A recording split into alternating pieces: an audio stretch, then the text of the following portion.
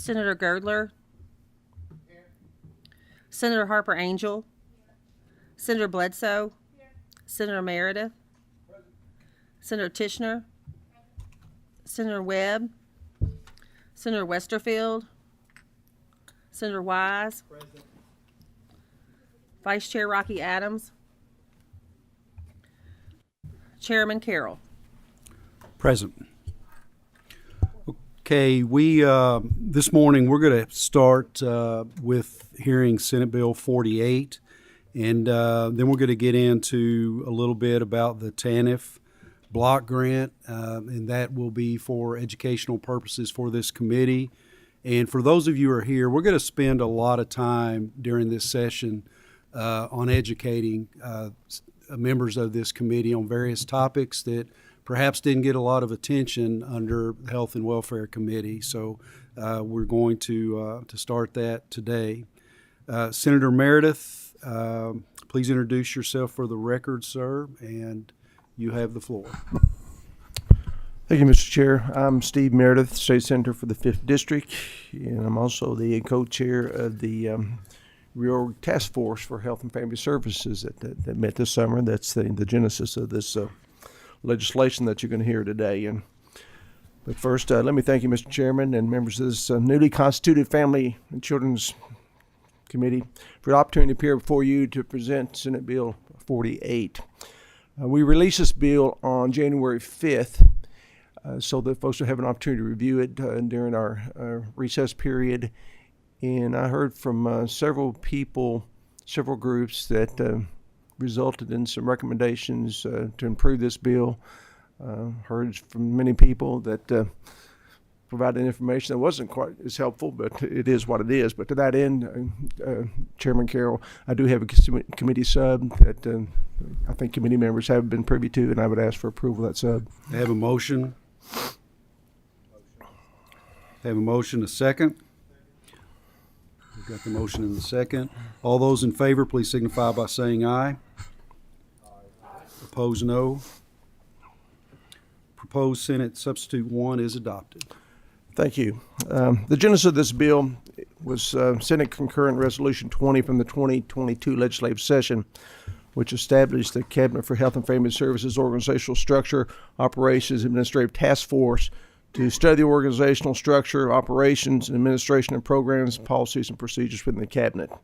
And if I could, Mr. Chair, before I proceed, I would like to take a brief moment to recognize the members of our legislature who participated in the task force: Senator Julie Rocky Adams, Senator Karen Berg, Senator Ralph Alvarado, co-chair Representative David Meade, and Representatives Kimberly Moser, Danny Bentley, and Keturah Heron. All of them did a fantastic job, but I would certainly be remiss if I didn't also recognize the attendance, participation, and cooperation of our Health and Family Services Cabinet Secretary, Eric Freelander. He was at each and every meeting, and he made his personnel available to us, and it was an invaluable service to our Commonwealth, and we appreciate their assistance. It's widely recognized that the Cabinet for Health and Family Services is the largest cabinet within state government. We have 93 agencies. Think about that for a moment. 93 agencies, branches, and functions, almost 7,000 employees, and a budget of approximately $19 billion. And our specific charge for our task force was to examine the structure, operations, programs, policies, and procedures within the Cabinet for Health and Family Services to determine if or how services can be delivered more effectively and efficiently, particularly relating to health outcomes, preventing child abuse and neglect and elder abuse and mental health services.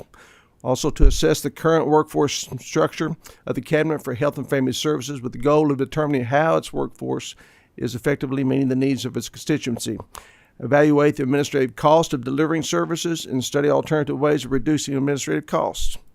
Study the productivity of different programs and services administered by the Cabinet for the Health and Family Services and receive input from the Cabinet officials as well as advocates and recipients of its services and program. And we were supposed to do this all within a 5-month period, which obviously is impossible to do. As a result of our work of our task force, the resulting recommendations, this is an enormous bill with 189 pages. But most of the pages deal with various statutes and regulations which touch many, many areas of state government. As much, Mr. Chair, I would prefer to, in explaining the bill, work from our task force final report, which members of the committee have also received. Additionally, we acknowledge the exceptional work of our committee staffers, particularly Samir Nasir, who drafted this bill, and he has done a fantastic job of also providing a worksheet which cross-references the proposed task force recommendations within the sections within the bill. So I hope that's been beneficial to you. It certainly was to me. As a side note, you'll also see the bill contains extended timelines for implementation of the proposed changes, with one particular not occurring until July 1st, 2025. We were not interested in making these changes haphazardly nor without adequate time for preparation. So if you could, Mr. Chair, let me work again from the recommendations of our task force. First, again, the objective of the recommendation is not to reduce the number of departments, divisions, or programs in the cabinets, or to eliminate invaluable programs and services. Rather, the object is to streamline programs, reduce bureaucracies, eliminate redundancies to create efficiencies within the cabinet and state government as a whole. Many people thought we had a predetermined agenda when we went into this task force. I'm sure we did not. We went in with open eyes, and it was quite an educational experience for each and every one of us. But the first recommendation that we have is that we should continue this task force through the end of 2023.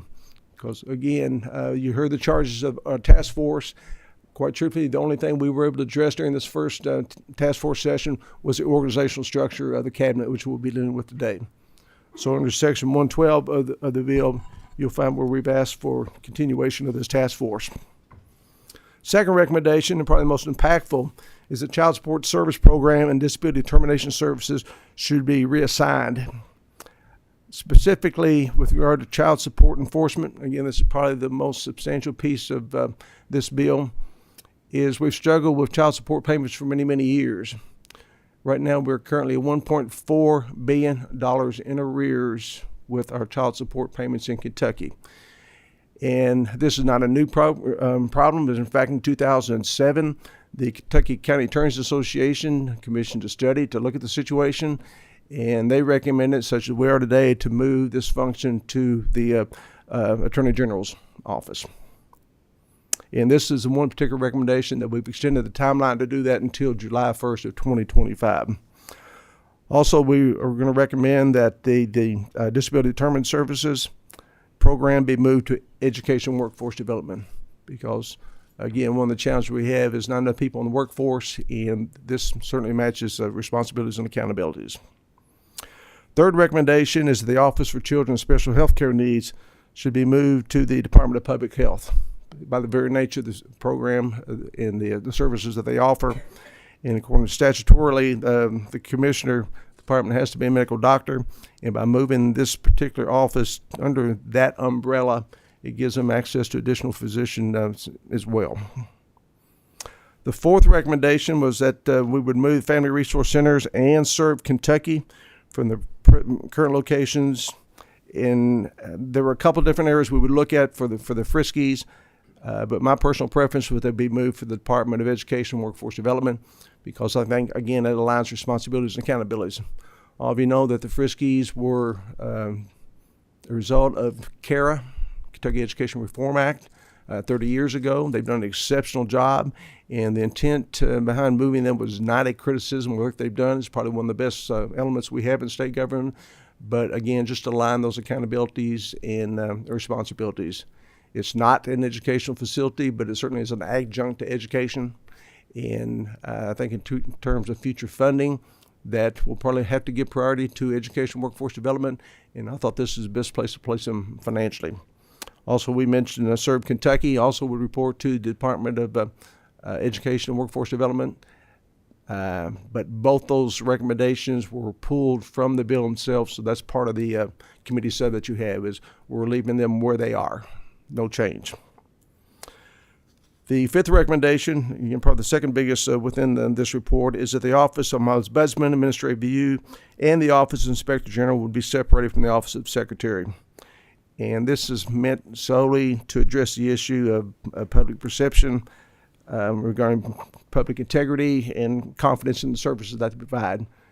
So specifically what we're going to do with those is we're going to have a newly formed Commonwealth Office of Ombudsman, which we attach to the Auditor's Office. We will also have a new Commonwealth Office of Inspector General that will be attached to the executive branch, and the Attorney General's office will be responsible for the administrative review functions. The sixth recommendation is require the Department of Medicaid Services, Department of Aging and Independent Living, and the Department of Behavioral Health Development and Intellectual Disabilities need to work together to eliminate redundancies and barriers to administering 1915C waiver programs. And we had a great deal of discussion that possibly we need to move this function entirely under Medicaid, but thought maybe that was a little bit premature, that the issue at hand is that there is redundancy in how we administer these programs. So under Section 113 of this bill, you'll see we've asked them to work together and prepare a report for us. Recommendation number 7 is to require the Office of Human Resource Management to work with the Personnel Cabinet to identify systemic barriers and redundancies prohibiting an effective and a timely hiring and onboarding process. We, in effect, have 2 personnel offices within the state government. One is our Office of Personnel. The other is kind of a subset, an office that's actually within the Department or the Cabinet for Health and Family Services. And the reason for this is we can't onboard new employees quick enough through the Personnel Cabinet. So we have a kind of sub-department within the department or within the Cabinet for Health and Family Services that also has that function to get people on board, but then we hire them permanently through the Personnel Cabinet. And that is truly an inefficient system. It's a workaround problem. If we have a problem getting employees on board on a timely basis, we need to address those issues. So we've asked under Section 114 to require the Cabinet to come up with recommendations as how we can make this a smoother process. Eighth recommendation is that the State Guardianship Program, which is currently within the Department of Aging and Independent Living, and certainly assists with vulnerable adults, that this function be administered as an extension of Adult Protective Services within DCBS, the Department of Community-Based Services. And last, Mr. Chair, but certainly not least, is given the growth of the Medicaid program, and bear in mind that in 2017, which was my first session, Medicaid was a $10 billion program. Today it's $15 billion. Given the size of that program, the increased demand for public assistance, social and human services, that we acknowledge that our legislature needs to reevaluate our committee structure in order to adequately serve the needs of Kentuckians. And you're seeing evidence that today with now having a Health Services Committee on the Senate side and a Family and Children's Services as well. And our House members have done the same thing on the House side. And I think we all acknowledge, anyone who's sat on the Health and Welfare Committee over the years, that we have a lot of bills that come before us, and probably we have given priority to those health issues rather than family and children's services, and we want to change that dynamic and certainly support our families and our children. And I think most of the recommendations within this report are an attempt to better address the needs of our families and children's services. And with that, Mr. Chair, that's the substance of the bill, and I would entertain any questions that the committee might have. Thank you, Chairman Meredith. I want to kick it off. And I know back during the summer, you and I had a couple discussions on the possibility of creating a children's cabinet and separating all issues dealing with children into that cabinet. Is that something you all discussed within the committee? Any traction there at all? Any thoughts about that? We did, and the reason we don't have a recommendation with regard to that is, again, we focus predominantly on the current organizational structure and aligning those responsibilities and accountabilities. This next session, if this bill is approved and the task force continues our work, is we want to get into the operational aspect of each cabinet, hear from recipients and hear from employees within those areas to figure out how we can do this better and more streamlined. So that's still certainly a possibility. And I'll just say again, I think this may be a 3 or 4 year proposition for us to really try to figure out what's going on within this particular cabinet. Okay. Thank you. Senator Westerfield. Thank you, Chairman. Senator, I appreciate the summary of the bill. You and I had this conversation yesterday. I'm curious, and you may have mentioned this because I was just a minute or two late walking in here. The AG's office is going to take over quite a lot of the substance. There's a lot of changes there that shifts a lot to the OAG. I just want to make sure that they're on board with those changes, if you haven't already explained that. Thank you. And as I mentioned, since we filed this bill January 5th, we heard from a lot of different groups. The AG's office and our Kentucky County Attorneys Association was one of the first. had great dialogue with those folks, independent of each other, so we can understand what their issues are.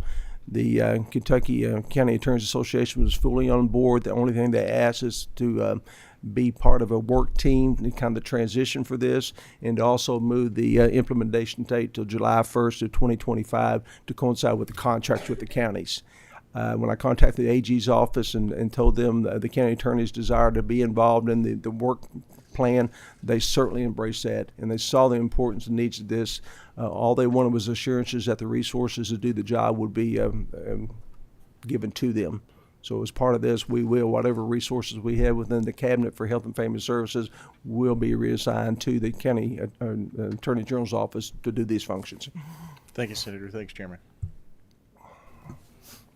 Senator Wise. Thank you, Mr. Chairman. Senator Meredith, great work on this. Appreciate also the task force members. And I also want to personally thank you for the Frisky program. I think I speak for every legislator that's up here. Thank you for making that move. Really appreciate the work that they do back in every one of the districts. And so I know every one of us heard from them quite often with emails. I appreciate their correspondence. But thank you for listening and making that adjustment in your sub. Very nice work. Well, let me assure everyone that during our discussions about possible reorganizations, that area, probably more than any other, has the support of the Cabinet and our legislature. We know the fantastic work they do. And, everybody wants to change state government until we change state government. And I still think this is the best. Moving them to education, workforce development is still the best position for them long term, and this may be revisited in the future. And the rationale for that is quite simply is that I think our next two budget cycles will be one of the most challenging that we've seen, at least while I've been in the legislature. We're not going to have COVID relief money anymore. The federal funds are going to dry up, and the rampant inflation we're dealing with right now, we're going to have to look at each and every cabinet department and function within state government. And at least this is my personal opinion. I think over the next two budget cycles, maybe even for the next decade, that we're going to have to give priority to education and workforce development, because we're creating all these jobs, but we don't have the workforce in place yet.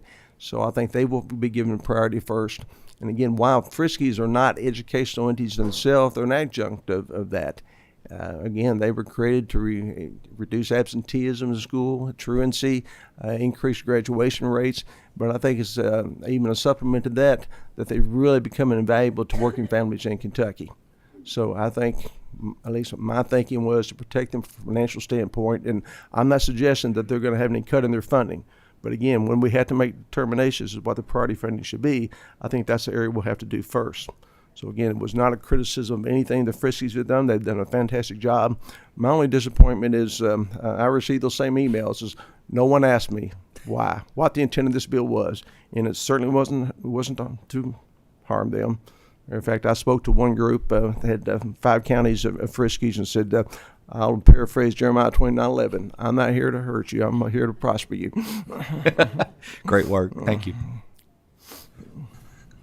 Chairman Meredith, on number 6 on the recommendations, where it talks about the redundancies within the waivers, can you expand on that a little bit, and what are some of the primary issues that the committee looked at? Well, since we don't have these assigned to one particular area, and again, I think probably the recommendation in the committee, for the most part, would have been to move this to Medicaid.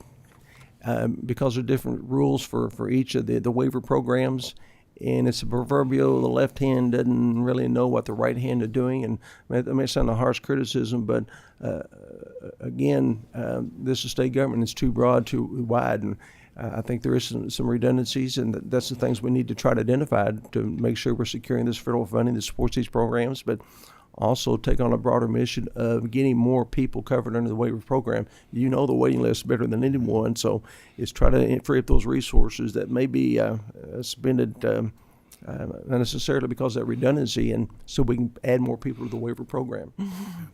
And I know with the waiver redesign will be a large part of this to kind of standardize the waivers. I know there's been a lot of discussion throughout the years that we've looked at the redesign about more of an a la carte with all the waivers, individuals getting the services they need rather than various waivers having particular services.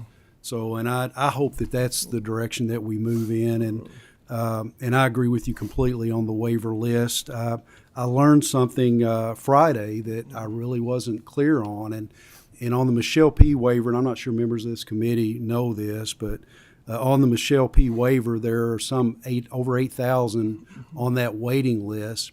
Over 5,000 of those 8,000 are children under the age of 18. And I know the cabinet has taken some steps to look specifically at the children, different population when it comes to waiver, and the services that most kids would need are different. They're in school every day, so really not day programs aren't needed.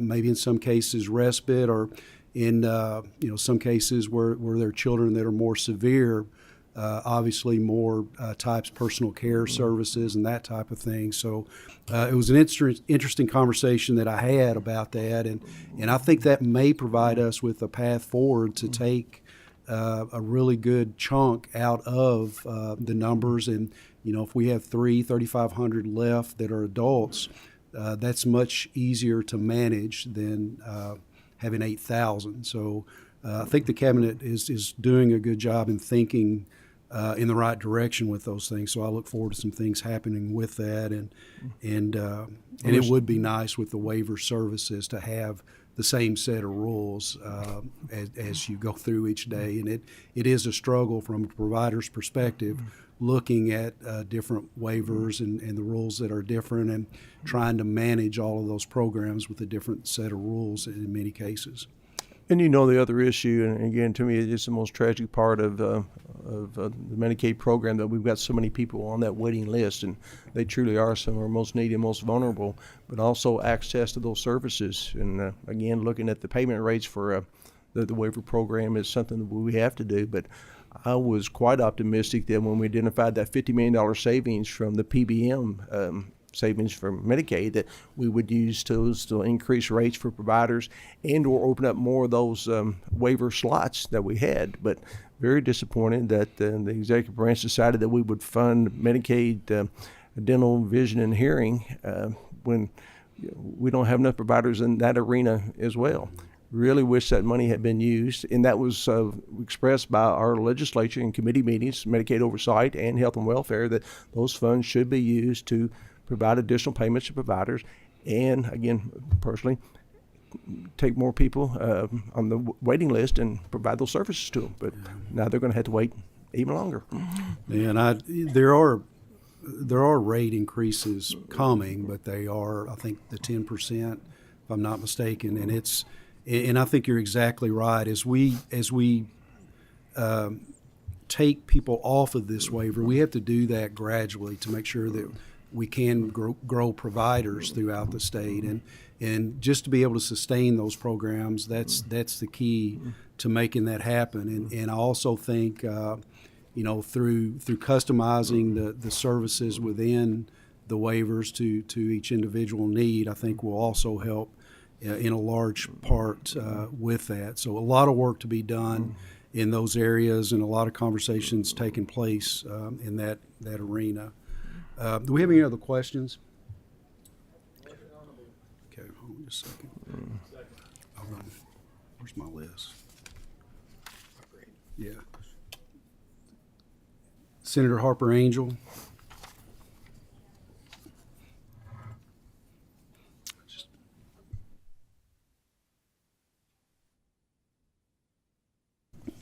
Sure, Senator Girdler would be happy to speak for you. He likes to talk.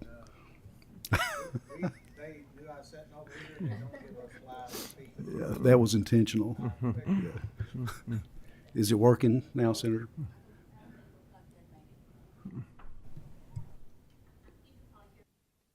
I'll try.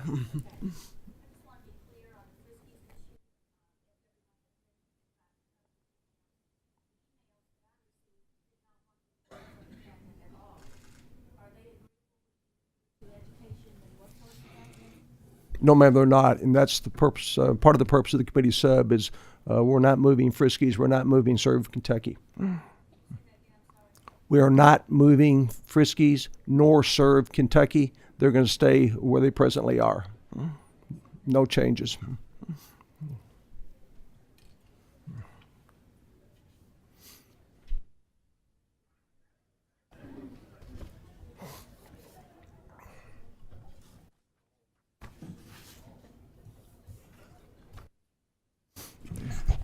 Okay, are there any other questions? Okay, I believe we had a motion from Senator Girdler. Have a second? We have a motion and a second. Please call the roll. Senator Rocky Adams, Senator Girdler, Senator Harper Angel, Senator Bledsoe, Senator Meredith, Aye. Senator Tishner, Senator Webb, Senator Westerfield, Senator Wise, Aye. Chairman Carroll. Aye.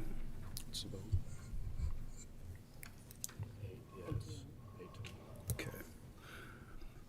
On a vote of 8, 4, 1 opposed, Senate Bill 48, as amended by Committee Substitute 1, has passed with favorable expression.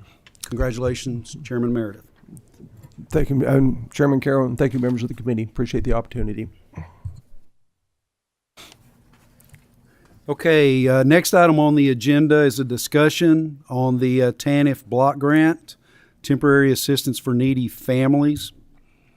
And I would ask Commissioner Dennis, Mr. Trapp, Ms. Began, I'm sorry. If you all would please introduce yourselves for the record, and you have the floor. Good morning. My name is Lisa Dennis, and I'm the Acting Commissioner for the Department for Community-Based Services. Good morning. I'm Todd Trapp, the Director of the Division of Family Support. Sorry. Good morning. My name's Laura Began, Regulation Coordinator for the Department for Community-Based Services. Good morning again, and thank you for the opportunity to be here and to present on TANF. TANF, or the Temporary Assistance for Needy Families Program, was established in 1996 by Congress to replace the aid to families with dependent children, the old AFDC program. TANF was created to end poverty by gradually decreasing public assistance recipients and encouraging self-sufficiency through the introduction of the 60-month lifetime limits on benefits and establishing work requirements. So on this slide, you also see the 4 purposes of TANF, and primarily the first 2 are what Kentucky utilizes our TANF funding towards. So assisting families in need, so children can be cared for in their own homes or homes of relatives, and reducing dependency of parents in need by promoting job preparation, work, and marriage. On this slide, you see the federally allowed uses of TANF funds. Each year, we obligate our TANF funds to the top 8 items you see listed on this slide. And here we have the household eligibility for the TANF program. So these include being a U.S. citizen or legal immigrant, being unemployed or underemployed, participation with child support, and being a parent or caregiver and responsible for the care of a child 18 years of age or younger. When we look at these requirements, the one that we would like to discuss a little bit further is with child support enforcement, and as it relates to our relative caregivers. We have heard from relative caregivers and regarding the concerns around participation with child support and how it impacts their ability to access TANF benefits. We also over the interim, the Kentucky Kinship Coalition, the Kinship Families Coalition of Kentucky presented to one of the legislative committees, and there too they expressed concerns with the requirements on relatives who participating with child support enforcement. Specifically, they expressed concerns around the administrative type burdens with child support participation, additional hoops they had to jump through, paperwork, and just overall requirements. They also expressed concerns with regards to the tension or even animosity within families because of their pursuit of child support.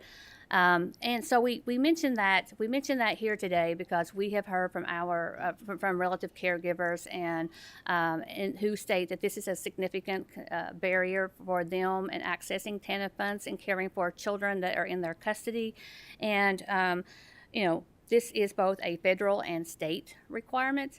So we wanted to bring it to your attention as we would support a federal exemption to this requirement, specifically as it relates to relative caregivers. And here we have a list of the some of the TANF funded programs. You see the Kentucky Transitional Assistance Program and the Kentucky Works Program, both of which are 100% funded through federal TANF funds. It also supports kinship care, relative placement support benefits, relative foster care and adoption subsidies, and other protection and permanency programs. But what's of importance to note here is that all of these programs and TANF in general revolves around the child in need and their caregivers.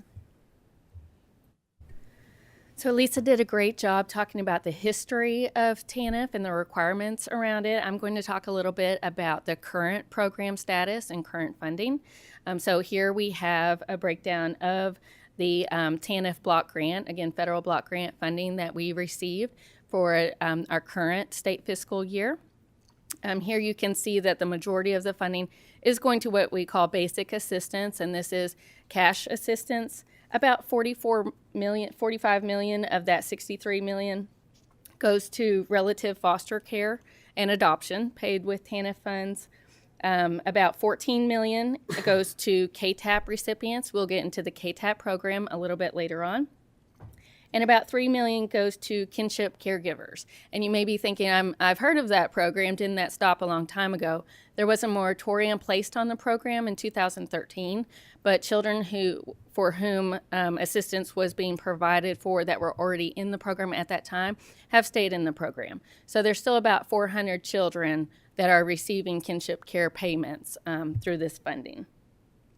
We also have here, you can see the next two largest wedges go to work, education, training, and support services. Again, these are part of our Kentucky Transitional Assistance Program, KTAP, and the Kentucky Works Program, the work requirement part of the KTAP program. So we'll talk about those a little bit more later on. And you'll see we have a wedge here for child care as well. Our Child Care Assistance Program is actually paid for through different federal block grant funds, the Child Care and Development Fund block grant. So this child care funding is specific to KTAP recipients.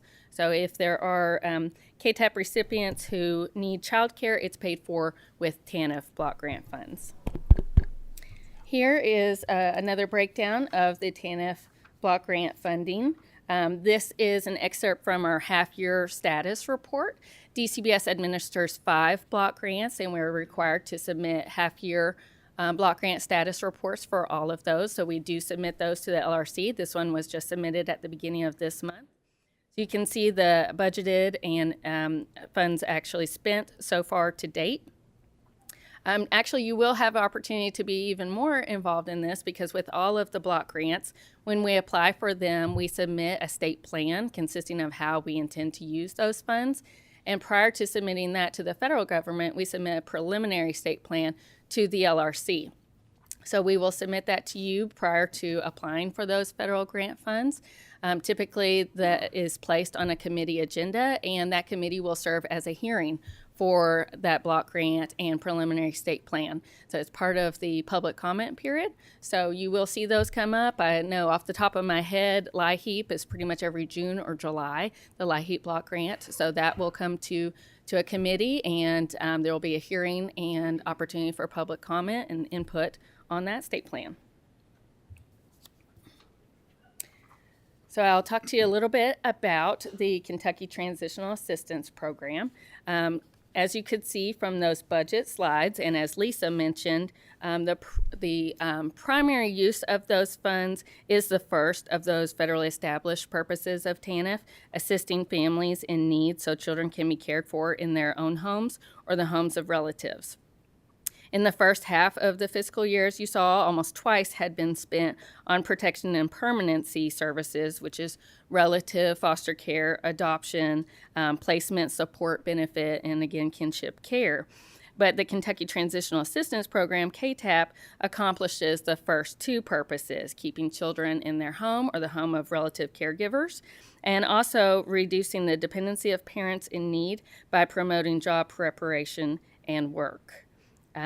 So again, Lisa mentioned the requirements for KTAP. It does have a federal 60-month lifetime limit. So the emphasis really is on temporary. This was structured to be a temporary safety net program to help individuals obtain reemployment. So over an individual's lifetime, they can only be in the program for a maximum of 60 months. It provides financial assistance to needy dependent children in Kentucky and their caregivers. So currently, I think I said it's a little bit later on as well, but there's 3,000 adults receiving assistance from this program, and there's 17,000 children receiving assistance. So there are a lot of relative caregivers who are receiving this assistance on behalf of the children in their care. But individuals, adults who are part of the program and are able to work are required to participate in the Kentucky Works program. And KTAP can be used to provide supportive services, such as childcare that I mentioned previously, and also services that are needed to obtain work or that is needed for work, such as transportation, support services, uniforms, things like that.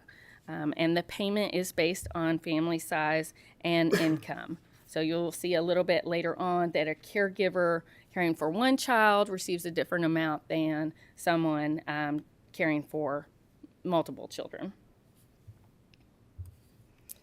So the Kentucky Works program is a required part of KTAP. KRS 205-20031 requires the Cabinet to promulgate administrative regulations to develop a work program for recipients of public assistance to provide for immediate employment or preparation for employment for the pursuit of work and self-sufficiency.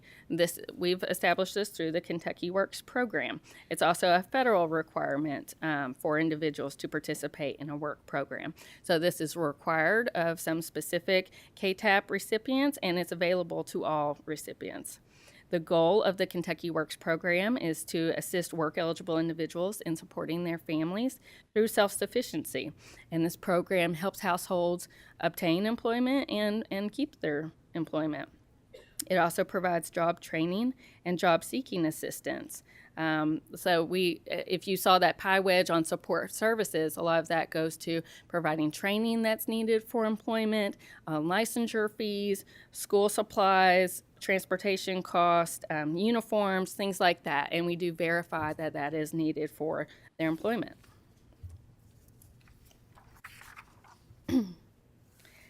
TANF's early years. So TANF was created by Congress as, again, to get individuals back to work to obtain self-sufficiency. And ever since TANF was created, it has seen unprecedented declines in the number of families receiving cash assistance, pretty much doing what it was created to do. Since TANF was created, the national caseload has declined by 76%. Because the program reaches so many fewer families than the TANF predecessor did, aids to families with dependent children, it provides less protection against poverty, and especially deep poverty. Even through TANF, we saw historic lows in utilization. In 2022, an average of 10,088 families received KTAP.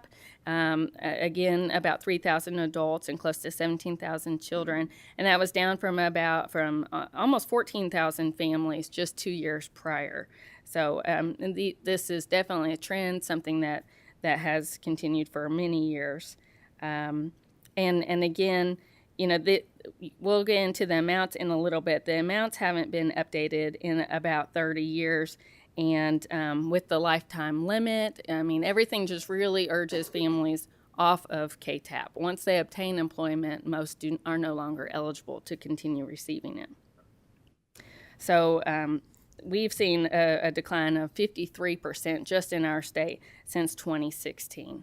So we're really, the dramatic decline in utilization lets us afford the changes that we've proposed to make, the increases that we've proposed. And I do mention also that some of these support services have been provided to less than 10 individuals.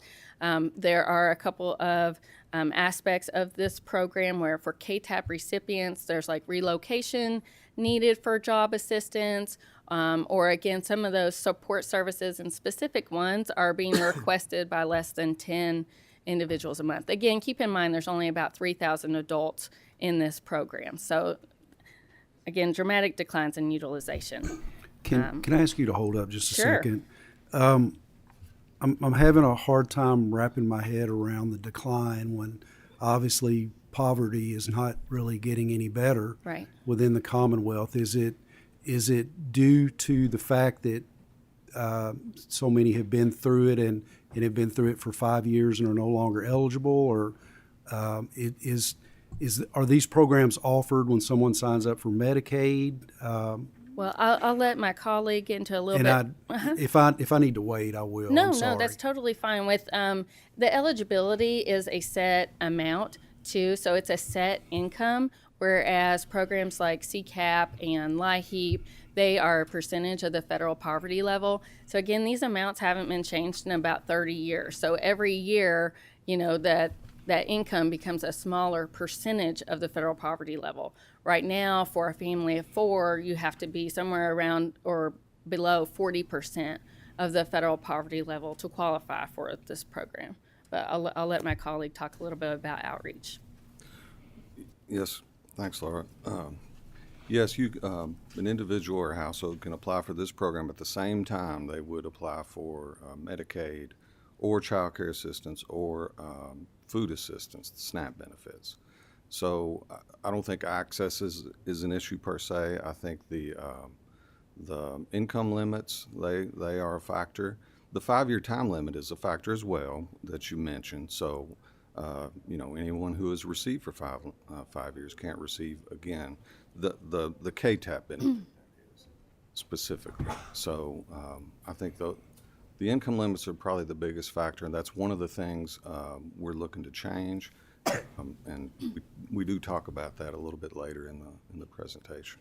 I'll also mention the benefit amounts have not changed in 30 years either. So you'll see for a caregiver, they will receive about $186 a month for the care of a child. And for a relative caregiver, they may choose not to because they would have to pursue child support from potentially their child, and they may decide that it's not financially worth it to them. So we do have people that decide not to pursue it. That's a good point, Laura. And that decision on pursuit of child support is also one that a single parent would have to make as well for not right now not a very large monthly benefit. So you would have to weigh that as you go through the application process.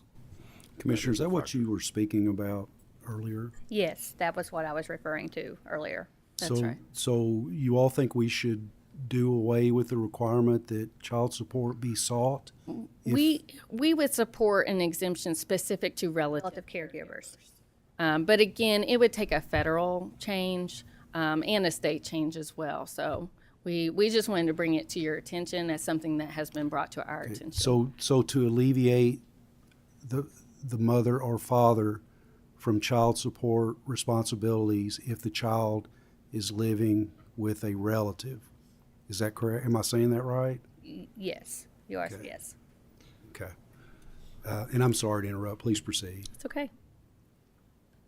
Okay, so we have proposed changes in the KTAP program, and my colleague is going to get into that a little bit more, but I kind of wanted to talk about why we've proposed changes. We were required to make a change relating to recoupment of funds by House Bill 7 last year, and also, again, the language and the amounts in these administrative regulations are extremely outdated, and there's a a bill passed a few years ago that requires us to update administrative regulations, and these were up for expiration. So since we had to amend them anyway, we decided to really take a deep dive into why the program has declined so much and how we can possibly make it useful. It is a really great program to help families. So also, we have made a change to specifically help two-parent families. We have presented on TANF in the past to the Health, Welfare, and Family Services Committee and been asked about if the program is more beneficial to a single parent and how accessible it is to two-parent families. And there really is a part in the program currently that makes it very hard for two-parent families to be eligible for the program. So we have proposed to remove that barrier. Again, we are increasing the benefit amounts that have not been benefited, actually since the predecessor to TANF, the AIDS for Dependent Children and Families. And then we have proposed some changes to address the benefits cliff. There's currently a resource limit for KTAP recipients if they have more than $2,000 in savings, and that can be from a number of sources of resources savings, then they're ineligible. So we propose increasing that so that as families save more money, they're not eliminated, kicked out of the program just for saving some money. So, and now I will turn it over to more specific changes. Okay, thanks, Laura. The first change that I'm going to talk about is, and Laura mentioned it, is eliminating the Can you move the mic a little closer to you? Yeah, I'm sorry. please? I'll move closer to it too. Sorry about that. Eliminating the deprivation factor. This is actually something left over from the days of AFDC, and it's a technical factor of eligibility. And to be eligible, a child must be deprived of support of one or both parents. And that's going to be the case. Having to verify that is really just sort of an administrative burden. So removing this factor, it'll really help the two-parent households. We would have to, the way it stands today, we would have to verify labor market attachment, and it's just really a burdensome process. So we're not eliminating any other factors of eligibility. They'll still have to meet the same financial requirements. They will still, as we've addressed, have to cooperate with child support enforcement, and so it really just does remove something that's administrative and streamline the process a little bit. And through that, I think should help more two-parent households make it through that application process.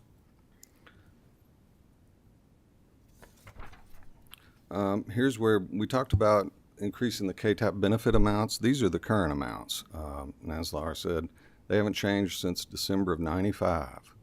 I was just been a 4-year state employee back in the field back then, so that's been a long time ago.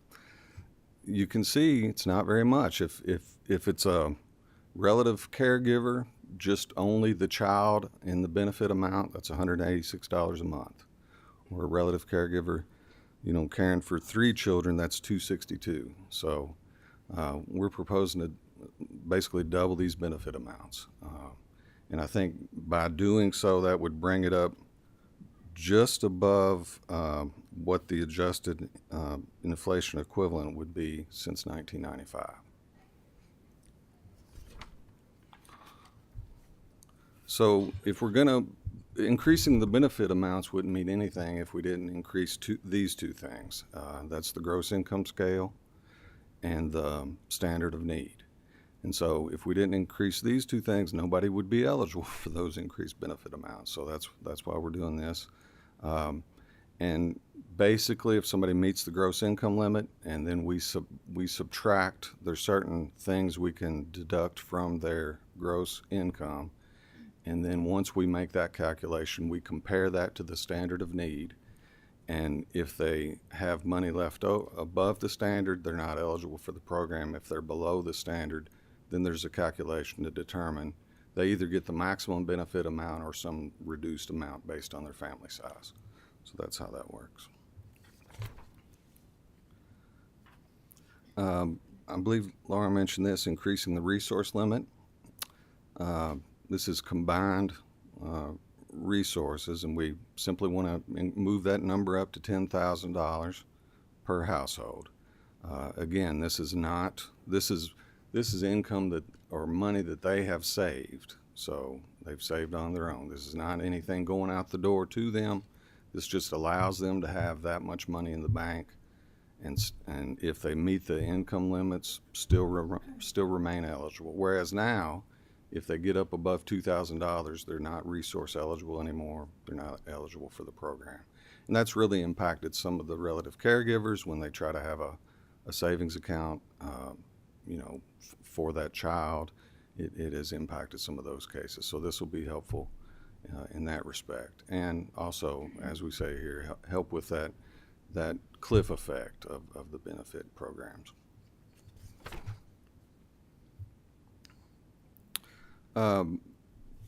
There's a few programs we have that are sort of offshoots of our KTAP and Kentucky Works program. This first thing we talk about here, increasing assistance for short-term unemployment. If a household applies for KTAP and they're otherwise eligible, in lieu of receiving that monthly benefit, if they are employed, or can return to employment, but they're just experiencing some sort of a short-term emergency type situation, we can help them for 3 months, and then, with the understanding that they'll have that employment to return to, or remain in, provided we help them. So what we're doing is increasing the assistance for that program. I think it's $1,300 now. We're going to raise that to $2,600. That's what we propose to do, just because, again, this amount hasn't been increased in a number of years, and that actually helps keep households from needing the monthly benefit if we can help them, remain in their employment. Another thing is increasing the work incentive payment. We have a program for individuals who lose their KTAP eligibility because of employment. Their KTAP discontinues because of earned income. We have a program where and this kind of helps reduce, it's almost like reducing their benefit over time instead of all at once. Their KTAP's going to discontinue, but we give them this work incentive reimbursement, is what we call it, for 9 months now, and after their KTAP discontinues. And we're going to raise the amount of that from $130 to $200. So that's a proposal we have. And then we have a program called Relocation Assistance, and it's for individuals who have an offer of employment, but it's not close to where they live, so we can help them relocate to be able to accept that employment. And we also offer this program for instances of domestic violence. And so we're wanting to increase that amount, I think, from $500 to $1,500. Now, again, we would verify that need, and so on and so forth. So there's some requirements around that. But at $500, just won't hardly help you move anymore.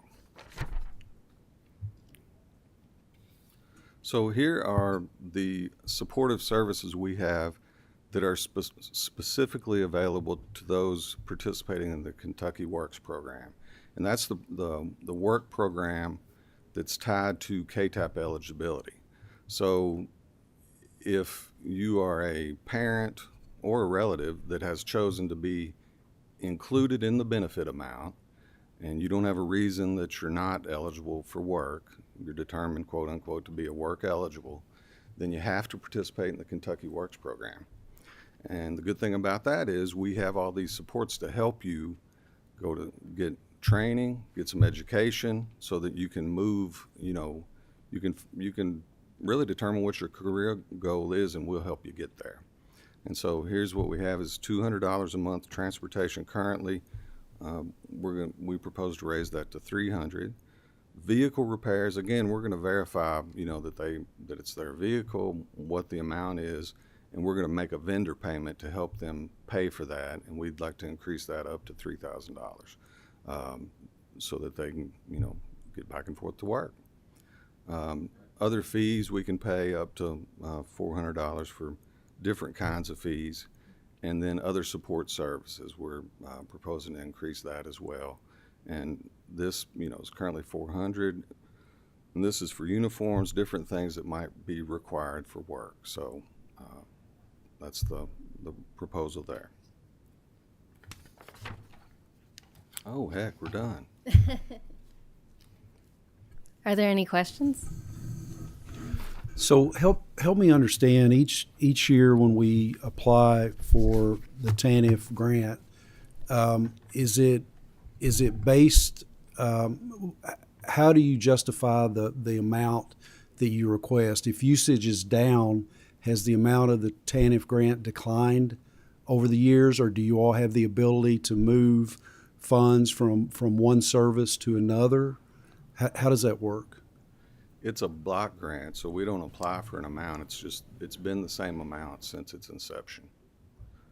We submit the state plan for it in detail how we are going to use it. But yes, there is some flexibility. So we're spending more on relative foster and adoption than we have in the past with these TANF funds because KTAP has declined. So there is some flexibility in how we can use the funds as long as it is revolves around a child in need and a relative caregiver. Okay, Senator Westerfield. Thank you, Mr. Chairman. Very quickly, I may have missed it. You kept referring to we are going to move those benefits levels. Is that a CHFS with the state plan decision, or do we need to legislate that? In addition to the other recommendations, the increasing of thresholds, the increasing the savings amount, which I think is wise. We're punishing them for saving, for goodness sake. I'm just curious if we need to act to do that, or if that's something you all can do, and regardless of which side does it, and I certainly support it, will that result in an increase in that federal funding that comes down? We've promulgated administrative regulations. I think last August was when we first filed the administrative regulations. All of these amounts are contained in administrative regulations as well as the eligibility criteria. So those did go through a public comment period. We presented to the Benefits Cliff Task Force. Right. No public comments were received. There are a few KTAP administrative regulations on this agenda to be reviewed, and there should be more next month as well. So they will undergo legislative review as part of the process too, but through administrative regulation. Thank you. That answers my question. I had another one, but I'll reach out to you all separately because I know we're out of time. Thanks, Chairman. And on here, where on proposed changes on amendments required by House Bill 7 and House Bill 50, specifically, you all are going to address changes through regulation? Yes, sir. House Bill 7 and House Bill 50 from previous years required us to make changes in the administrative regulations.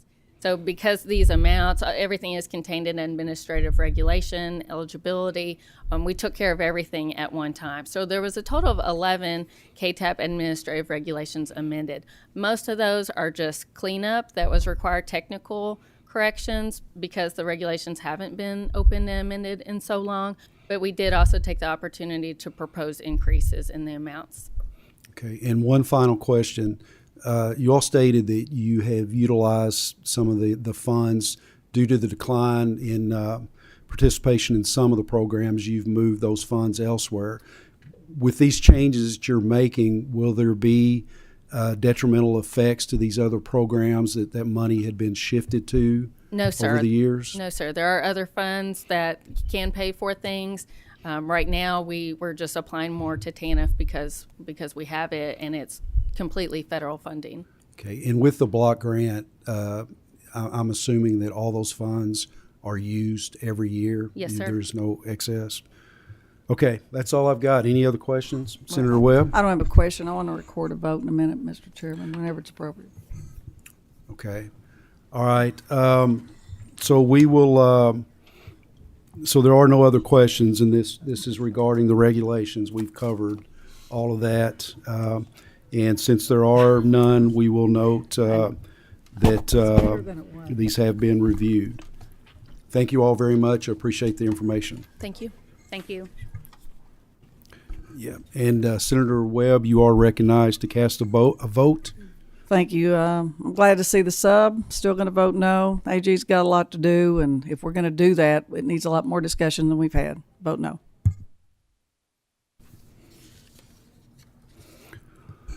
Very good. That is it for this agenda. Our next scheduled meeting will be next Tuesday, February 21st at 9 a.m. We stand adjourned.